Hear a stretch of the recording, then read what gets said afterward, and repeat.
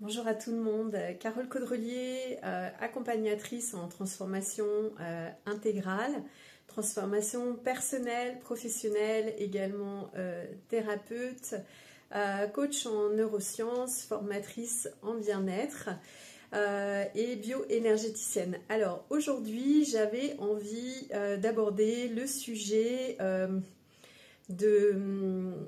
de la relation toxique et notamment celui de toutes ces femmes ou de tous ces hommes, mais je crois qu'il y a peut-être plus de femmes, qui en fait s'évertuent à vouloir récupérer ou qui s'agrippent en fait à quelque chose de malsain, à quelque chose de toxique pour elles, qui ne va pas les porter vers le haut mais qui va ne faire que les tirer vers le bas. Pourquoi? Parce que je vois beaucoup de personnes qui finalement, et je crois que c'est aussi la relation qu'on a est toujours le reflet aussi de ce qu'on est en capacité de recevoir, de l'évolution aussi dans laquelle on est, et des fois c'est aussi il y a des considérations de timing, de est-ce qu'à ce moment-là je suis prête ou prêt à recevoir autant de on va dire d'émotions aussi dans ma vie, autant d'intensité dans ma vie, et comment aussi par peur, avec tous les jeux de nos autosabotages, de nos peurs intérieures qui peuvent être réactivées, comment je m'empêche ou non de vivre une expérience qui va me faire grandir et en tout cas qui va m'apprendre un petit peu plus sur moi, où j'en suis et comment aussi à chaque fois on peut avoir la propension à accuser l'autre en fait de quelque chose alors qu'en fait ça ne parle que de soi, et de toute façon tout ce qui se passe à l'extérieur de nous ne parle que de nous-mêmes, de qu'est-ce qu'on vibre, qu'est-ce qu'on attire à nous, qu'est-ce qu'on déclenche aussi chez les autres. Voilà, il y a des personnes qui ont un potentiel très très fort pour déclencher des choses, voilà, vraiment des paliers chez les gens, et puis d'autres en fait où rapidement on va se rendre compte que c'est assez creux, assez plat, et que finalement malgré un attrait qui peut être énergétique ou même physique, en fait à l'intérieur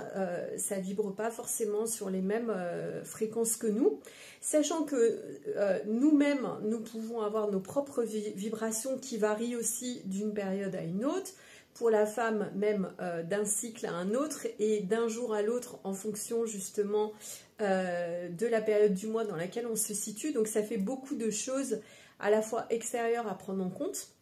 mais la bonne nouvelle c'est qu'on a notre intériorité et j'entends par là aussi notre corps qui va être notre sauveur, qui va être notre guide, qui va être notre GPS et qui va nous permettre de faire un petit peu le tri dans nos relations. Alors là, j'avais envie d'aborder plus particulièrement la relation sentimentale, la relation amoureuse, mais on peut faire exactement la même chose avec nos relations amicales, professionnelles ou familiales. Alors l'idée c'est de pourquoi se contenter de quelque chose qui ne nous convient pas. Et ben, je dirais que souvent c'est parce qu'il y a un problème de vision entre les deux personnes, entre là où moi j'ai envie d'aller et la personne là où elle a envie d'aller. Et bien souvent les personnes qui entrent en relation ne prennent pas le temps de se connaître, ne prennent pas le temps d'être véritablement intime, d'être véritablement authentique, de commencer déjà par le strict minimum qui serait déjà une amitié, pour aller vérifier si en présence de l'autre, comment déjà elles se sentent, si elles vibrent voilà, la joie, si ça leur donne plein d'excitation, plein de motivation pour le futur à venir, que ce soit des activités, mais que ce soit aussi de rester en silence ou de faire entre guillemets des choses dites plus ennuyantes, pour voir s'il y a vraiment quelque chose qui vibre dans tous les moments de la vie et dans toutes les étapes en fait de la relation, ou si justement, ça vibre plutôt toxique, ça vibre beaucoup de refoulement en fait d'énergie négative, de frustration, de déception, même des fois d'ennui, mais même dans des débuts de relation, où ça peut vibrer quelque chose qui n'est pas engageant, en fait, qui ne nous attire pas à poursuivre la relation. Et là, le problème, c'est que bon nombre de personnes vont préférer se maintenir dans une relation qui n'est pas valorisante même pour elles, qui n'est pas satisfaisante, voilà, tout en ayant bien conscience qu'il ne faut rien attendre de l'autre, que tout part de soi. Donc ça, on est bien d'accord. L'idée, c'est pas de remettre aussi la responsabilité sur l'autre de la relation fonctionne pas parce que tu es comme ci, tu es comme ça. Mais c'est aussi de pouvoir avoir la capacité d'aller voir en soi quelle vibration aussi j'ai émis pour attirer cette rencontre, pour attirer cette personne, ou même, là c'est un petit peu plus ennuyeux, ce type de personne de façon récurrente, et peut-être que certains se reconnaîtront aussi, ou certaines se reconnaîtront dans le fait d'être addict aussi à toujours le même type de personnalité. Et finalement, aller se poser les vraies questions de est-ce que moi-même, je suis en capacité, en mesure de recevoir ce que d'un côté, j'ai l'impression de demander et de faire le rapprochement entre la toxicité ou l'insatisfaction en fait, qui découle de la relation. Et ça va être très important d'isoler ça, et de prendre du temps aussi pour pouvoir faire ce petit travail d'introspection. Souvent, il peut se percevoir déjà dès le stade du démarrage de la relation. C'est comment je me sens. Et là, c'est important justement d'être bien connecté à son corps pour avoir les preuves irréfutables, pour avoir les perceptions de son corps qui vont nous être le premier, vraiment le premier moyen de voir si ça vibre ou pas. Alors, il y a des petites choses auxquelles on ne pense pas forcément, mais ça va être même les odeurs. Est-ce que cette personne m'est antipathique? Est-ce que j'arrive à la sentir ou est-ce que je ne la sens pas du tout? Est-ce que finalement j'ai des malaises? Ou même, ça peut aller encore plus loin, est-ce que j'ai des troubles au niveau de l'alimentation, ou est-ce que j'ai des troubles, pour les femmes ça peut être des troubles gynécologiques qui vont venir montrer en fait que parfois il y a une incompatibilité énergétique que le corps en fait va mettre en mouvement, que le corps va nous montrer. Pour les personnes bien sûr qui ont envie d'ouvrir les yeux, qui ont envie de savoir et pas juste de se contenter de je suis en relation donc c'est génial et je vais maintenir coûte que coûte cette relation alors qu'en fait elle ne me correspond pas ou elle ne me correspond plus ou ça vibre pas autant que j'en ai envie ou en fait il y a un décalage aussi entre la vitesse à laquelle on évolue et la vitesse à laquelle l'autre aussi a envie d'évoluer parce qu'il est dans des croyances, il ou elle, est dans des croyances ou des peurs ou des anciens schémas en fait qui remontent à la surface. Donc l'idée c'est vraiment d'avoir le courage aussi d'envoyer un message clair à l'univers de ce type de relation ne me correspond plus. C'est pas du tout ce qui me fait vibrer, c'est pas du tout ce avec quoi je suis en phase, c'est pas du tout finalement ce que je voulais, même si peut-être que c'est ce que j'ai appelé énergétiquement, pour pouvoir justement faire un recadrage de et se poser les vraies questions de qu'est-ce que j'ai vraiment envie. Et surtout se poser la question, est-ce que je suis prêt à recevoir autant que ce que j'ai demandé, de ce que j'espère, de ce que j'ai souhaité? Est-ce que j'ai vraiment ouvert ma capacité à recevoir? Comment est-ce que je vais me sentir si telle ou telle personne se comporte de telle façon avec moi? Est-ce que je vais pouvoir accueillir de la tendresse? Est-ce que je vais pouvoir accueillir de l'intimité, de l'authenticité? Est-ce que je vais pouvoir accueillir aussi la remontée un petit peu inconfortable de certaines peurs ou bon, souvent ça va être des peurs, hein, peur d'être blessé, peur d'être abandonné, peur d'être trompé, peur de ne pas être à la hauteur. Voilà, il y a plein de peurs qui rentrent en ligne de compte. Et l'idée, ça va être vraiment de prendre tout ça et de voir par rapport à la situation qu'on a en face de nous, qu'on soit seul, célibataire ou en relation ou en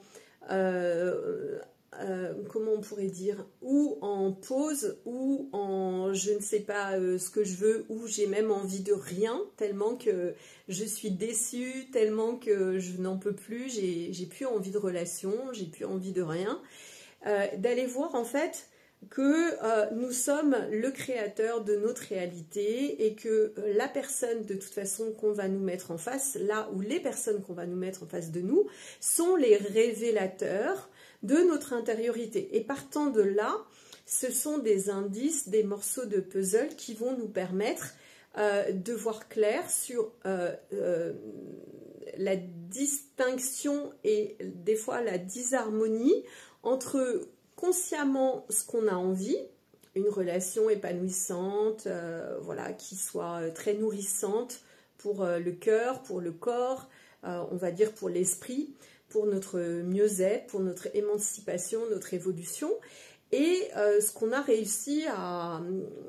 vivre jusqu'à maintenant, ou les différents partenaires qu'on nous a mis sur notre chemin. Et c'est là qu'on va pouvoir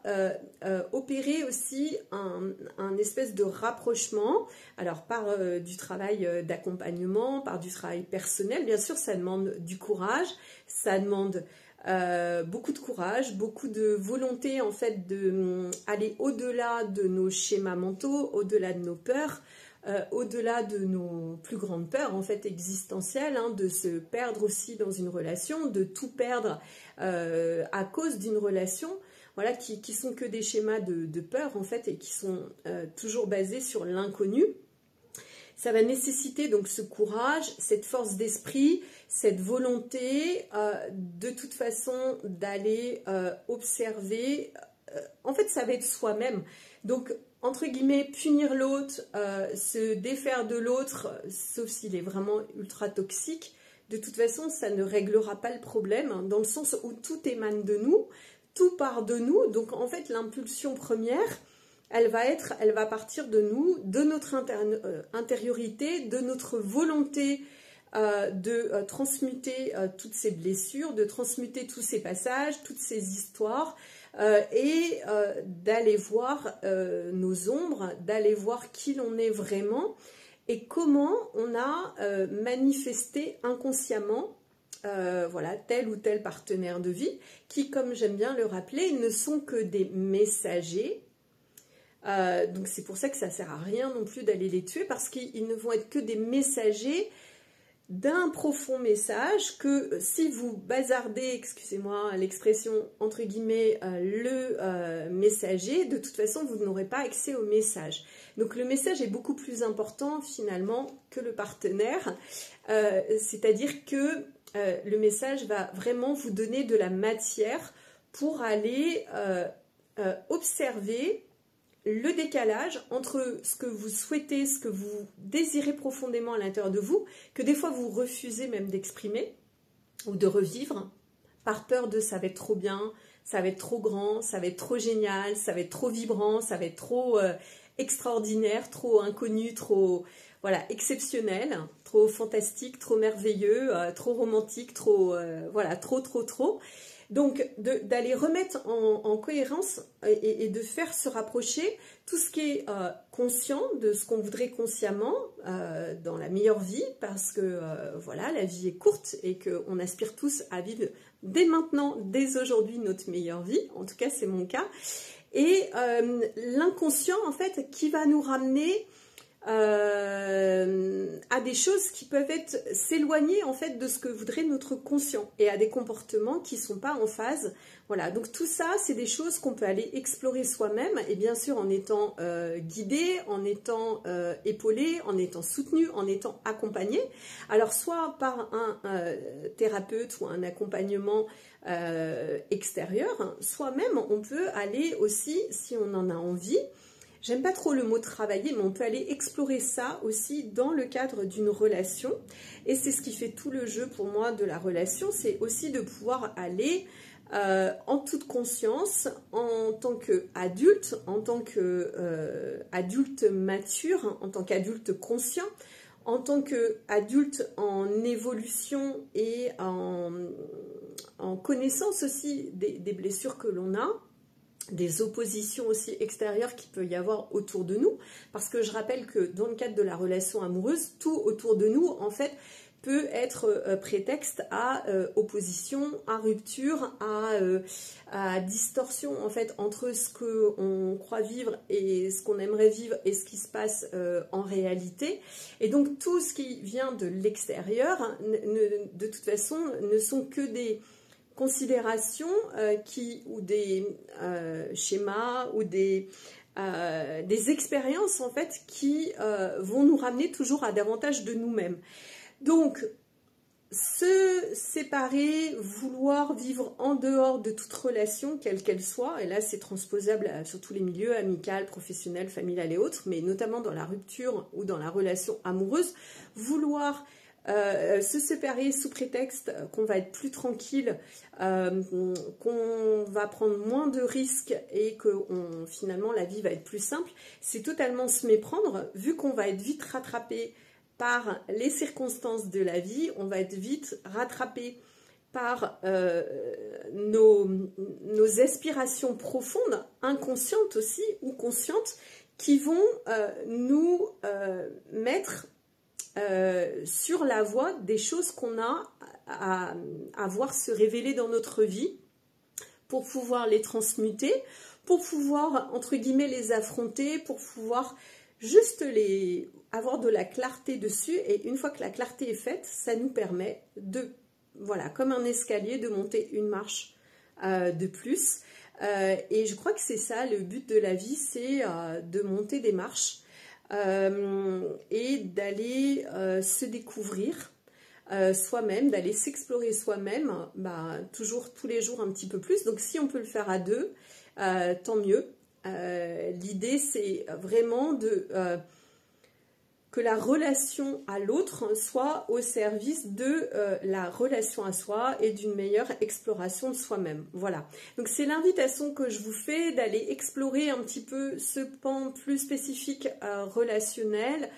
sentimental, et de voir si vous avez, si vous maintenez justement dans des relations toxiques ou dans des relations qui ne vous conviennent plus parce que finalement vous avez peur de quelque chose de mieux et de quelque chose de plus grand, alors que tout ça est accessible, mais accessible à condition d'aller un petit peu effectivement en introspection intérieure, en voilà, expérimentation antérieure, en allant aussi un petit peu voir au fond de soi, faire un petit peu la part des choses et aller observer qu'est-ce qui est de l'ordre du conscient ou de l'inconscient qui se rejoue, qu'est-ce que je peux transformer et comment je peux modifier aussi mes schémas, mes connexions neuronales pour arriver à davantage de conscience sur ce que je désire par-dessus tout. Et je vous invite à poser cette question. Qu'est-ce que je désire par-dessus tout? Vous verrez que souvent la réponse, elle tient en très peu de mots. Et c'est là où on voit que c'est la plus sobre et la plus vraie et authentique qui soit. Qu'est-ce que je désire par-dessus tout? Voilà. Voilà, bonne exploration à tous. Et pour les personnes qui souhaitent être accompagnées en session, sur plusieurs semaines, sur plusieurs mois, n'hésitez pas à faire appel pour un premier entretien de résonance pour voir si on peut être amené à travailler ensemble sur ce sujet de la relation qui me tient particulièrement à cœur. Voilà, je vous retrouve très vite et je vous dis à très bientôt.